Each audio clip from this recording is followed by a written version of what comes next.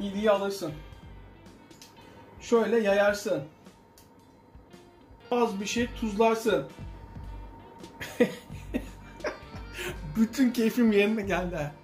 Saat 3 oldu, hatta 3.30'a geliyor ama bütün can sıkıntım gitti. Açın ağzınızı. Nasıl damlıyor? Nasıl sulu? Görüyor musunuz damlamaları? Nasıl sulu? Açın ağzınızı.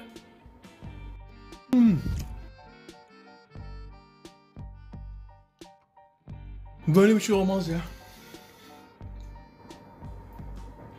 Hani güzel olmuş demek buna büyük haksızlık olur. İzleyip abone olmayan vicdansızlar. Siz de abone olun. Gözüm üstünüzde.